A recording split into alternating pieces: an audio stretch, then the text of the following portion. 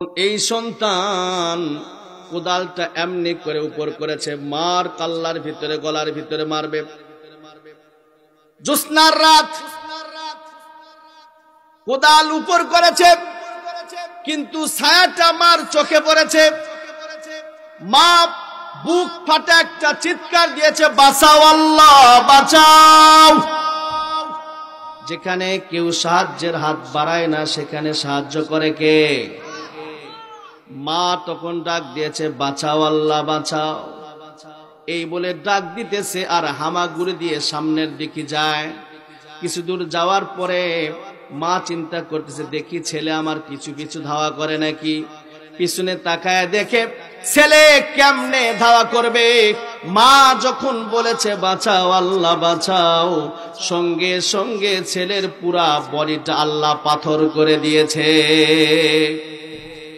মাটির দিকে, মাটির নিচে ঢোকা শুরু হয়ে গেছে।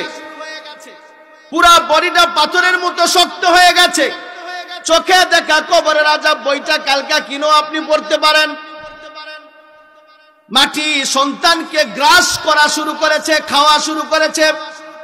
হাঁটু পর্যন্ত খাওয়া শেষ হয়ে গেছে। আস্তে আস্তে সন্তান মাটির নিচে যায়। যেই মারে সন্তান দুখণ্ডিত করার জন্য কোদাল উপর করলো, ওই মা দৌড়ায় এসে সন্তানরে জড়ায় ধরে, ডাক দে বলে, আমার সন্তানরে বাঁচাও, কে কোথাও আছো? ও এলাকাবাসী, কে কোথায় আছো? আমার সন্তানকে বাঁচাও। এই তো যুবক, আমি বলি পৃথিবীর সব মানুষকে অসন্তুষ্ট করা যেতে পারে, তবে মা বাবাকে নয়। যত মানুষ তোমারে মোহাব্বত করে আর ভালোবাসে, প্রত্যেকটা মানুষের মোহাব্বত আর ভালোবাসার পিছনে স্বার্থ আছে। একমাত্র স্বার্থ ছাড়া মোহাব্বত করা ভালোবাসার মানুষ হলো মা আর বাবা। যেই সন্তান মাকে হত্যা করার জন্য কোদাল দিয়ে মাকে দ্বিখণ্ডিত করার জন্য প্রস্তুতি নিলেন, সেই সন্তানকে আবার মা জড়ায়া মাটির উপরের দিকে টানে আর বলে, কে কোথায় আছো রে? আমার কলিজার টুকরা নয়নের মনে সন্তানকে একটু বাঁচায়া দাও। মার চিল্লা চিল্লি শুনে, আওয়াজ শুনে এলাকার মানুষগুলো ছুটে আসলেন। ইতিমধ্যে সন্তান পুরা মাটির ভিতরে ঢুকে গেছে। মার অনুরোধে মাটি খনন করা শুরু হয়ে গেল। কিতাবের ভিতরে লেখেন 25 থেকে 30 ফিট পর্যন্ত মাটি খনন করা হয়েছে, কিন্তু সন্তানের কোনো হদিস পাওয়া যায় নাই। এই জন্য যুবক, কখনো মা বাবার অন্তরে আঘাত দিবা না। তুমি যদি তোমার আল্লাহকে রাজি করতে চাও, সর্বপ্রথম মা বাবাকে রাজি করো। তুমি যদি তোমার আল্লাহকে আপন করতে চাও, সন্তুষ্ট করতে চাও, মা বাবারে সন্তুষ্ট করো। মা বাবারে আপন করা ছাড়া পশ্চিম কালেও আল্লাহকে আপন করা সম্ভব নয়। মা বাবা জীবিত থাকতে সন্তানের উপরে 7টি হক। মা বাবা মারা গেলে ওই সন্তানের উপরে আরো এক্সট্রা 7টি হক। টোটাল হক কয়টি? 14টি। এই 14টি হক যদি জানে এবং মানে, তাহলে আল্লাহর আদালতে মুক্তি পাওয়া সম্ভব। আর যদি জানি না এবং মানি না, তাহলে কিয়ামতের দিন বান্দার হক নষ্ট করার অপরাধে আল্লাহর আদালতে শাস্তি পেতে হবে। এই 14টি হক জানার দরকার আছে না নাই? মা বাবা বেঁচে থাকতে 7টি হক, খুব ভালো করে বুঝবেন, সময় সংকীর্ণ। মা বাবা বেঁচে থাকতে সন্তানের উপরে 7টি হক। 1 নাম্বার, মা বাবাকে মনে প্রাণে মোহাব্বত করতে হবে। 1 নাম্বার, মা বাবাকে মনে প্রাণে মোহাব্বত করতে হবে, ভালোবাসতে হবে। নাম্বার 2, দ্বিতীয় নাম্বার, মা বাবাকে সীমার অতীত শ্রদ্ধা করতে হবে। মোহাব্বত আর শ্রদ্ধা দুই জিনিস। মোহাব্বত করতে হবে, সীমার অতীত শ্রদ্ধা করতে হবে। 3 নাম্বার, মা বাবার অনুকরণ করতে হবে। 4 নাম্বার, মা বাবার খেদমত করতে হবে। 5 নাম্বার, মা বাবার হুকুম মানতে হবে। তবে মা বাবার হুকুম যে মানবেন, এরও একটা স্কেল আর মাপকাঠি আল্লাহ তাআলা দিয়েছেন। কত দূর পর্যন্ত মা বাবার হুকুম আপনি মানবেন। আল্লাহ রব্বুল আলামিন বলেন, তোমার মা বাবা যদি তোমাকে শিরক করতে বলে, তোমাকে দিন থেকে বাইপাস রোডে চালানোর চিন্তা ভাবনা করে, ও আমার বান্দা মা বাবার সন্তান শোনো, ওয়াইন জাহাদাকা আলা আন তুশরিক, যখন তোমার মা বাবা তোমাকে শিরকের রাস্তায় ডাকবে তখন মা বাবার অনুকরণ করতে পারবা না। এছাড়া মা বাবা যে অর্ডার করবে, মা বাবা যে আদেশ করবে সন্তানের উপরে মানা ওয়াজিব। মা বাবার হুকুম কতদূর পর্যন্ত মানা যায় মুসলমান বন্ধু দিল দিয়ে শুনবেন। গালেবান আব্দুল্লাহ ইবনে ওমর রাদিয়াল্লাহু তাআলা আনহুর একটা ঘটনা। গালেবান আব্দুল্লাহ ইবনে ওমর রাদিয়াল্লাহু তাআলা আনহু আল্লাহর রাসূল সাল্লাল্লাহু আলাইহি সাল্লামের কাছে গেলেন, ডাক দিয়ে বললেন, ইয়া রাসূলুল্লাহ, ইয়া হাবিবাল্লাহ, আমার স্ত্রী আমাকে অত্যন্ত মহব্বত করে আর ভালোবাসে, আমি আমার স্ত্রীকে অত্যন্ত ভালোবাসি আর মহব্বত করি। আমার স্ত্রী শরীয়ত বিরোধী কোনো কাজ করে নাই, আমার স্ত্রী শরীয়ত বিরোধী এমন কোনো কাজ করে নাই, তারপরেও কেন যেন আমার বাবা আমার স্ত্রীকে চয়েস করতেছে। ওগো আল্লাহর নবী, আপনি বলেন আমি এখন কি করতে পারি? আল্লাহ রাসূল সাল্লাল্লাহু আলাইহি সাল্লাম ডাক দিয়ে বললেন, আব্দুল্লাহ ইবনে ওমর, আমার সিদ্ধান্ত হলো তুমি তোমার বাবা ওমরের কথাই মেনে নাও। সম্মানিত উপস্থিতি, শুধু এতটুকুনি নয়, মা বাবার খেদমত করলেন, শুধু খেদমত করাই যথেষ্ট নয়। 6 নম্বরে আর একটি হক, মা বাবার সব সময় তোমার ব্রেনের মধ্যে, হিউম্যান ক্যাপাসিটিতে সব সময় নিজের মস্তিষ্ককে একটা চিন্তা রাখতে হবে, কেমনে মা বাবারে এক্সট্রা স্বাচ্ছন্দ্যে রাখা যায়। শুধুমাত্র খেদমত করলে হবে না, মা বাবারে এক্সট্রা অতিরিক্ত আরাম পৌঁছানোর ব্যবস্থা করতে হবে, মা বাবারে এক্সট্রা স্বাচ্ছন্দ্যে রাখার ব্যবস্থা করতে হবে। যেমন শীতের মৌসুম চলে গেল, মা বাবারে কম্বল কিনে দিয়েছেন, সুইটার কিনে দিয়েছেন, কিন্তু আপনার যদি অ্যাবিলিটি থাকে, সামর্থ্য থাকে, বর্তমান বিশ্বে অনেক ইলেকট্রিক্যাল সামগ্রীর আবিষ্কার হয়েছে, তার মধ্যে একটি হলো রুম হিটার। মা বাবার যদি রুমটা একটু গরম করা যায়, তুমি তো কম্বল কিনে দিয়েছো, দামি সুইটার কিনে দিয়েছো, কিন্তু তোমার অ্যাবিলিটি আছে, যোগ্যতা আছে, সামর্থ্য আছে, মা বাবার রুমের গরম করার জন্য একটা রুম হিটারের ব্যবস্থা করার মতো যোগ্যতা আল্লাহ তোমারে দিয়েছে।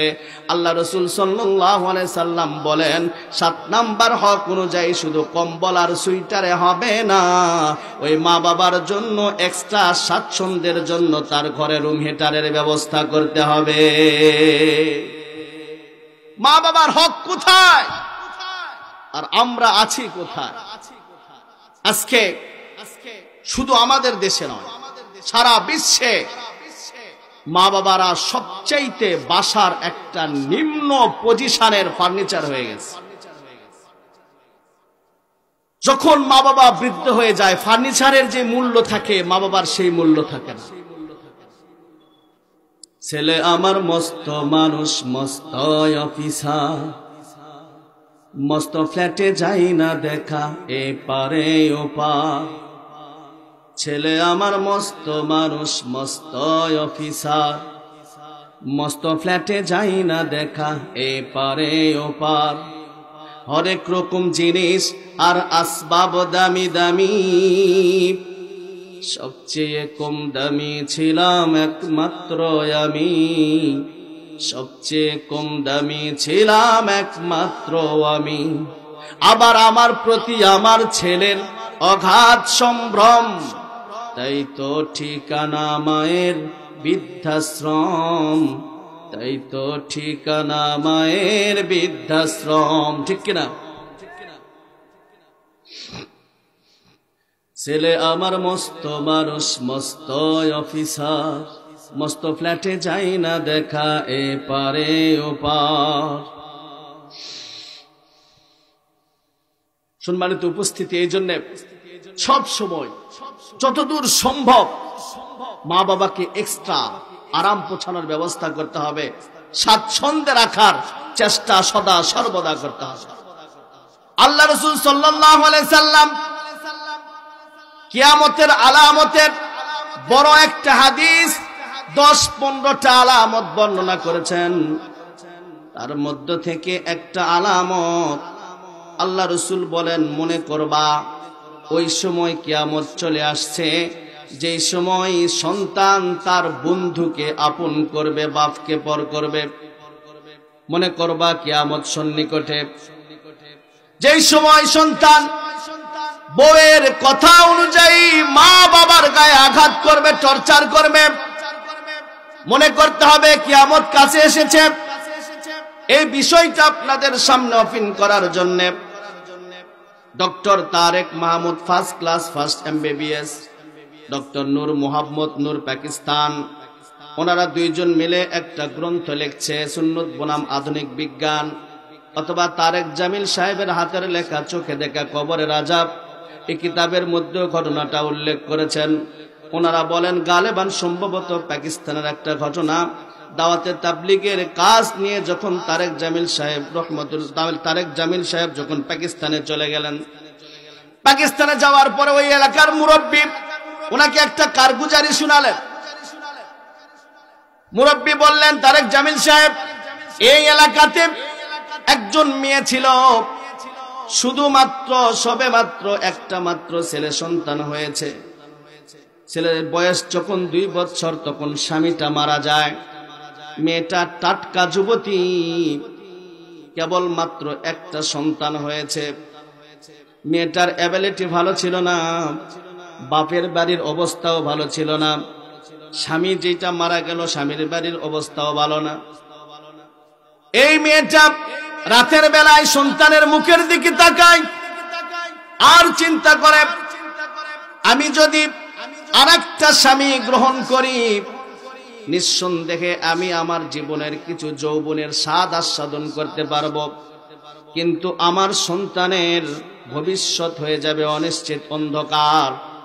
এই জন্য মেয়েটি সন্তানের মুখের দিকে চেয়ে চেয়ে নিজের ভিতরে কল্পনা করলেন, যাও আমি আমার সন্তানের ভবিষ্যৎ উজ্জ্বলের জন্য নিজের ভবিষ্যৎকে বিসর্জন দিলাম, আমি আর বিয়ে শাদী কিচ্ছু করব না, সন্তানের লালন পালন করে আমি বাকি জীবনটা কাটিয়ে দিব।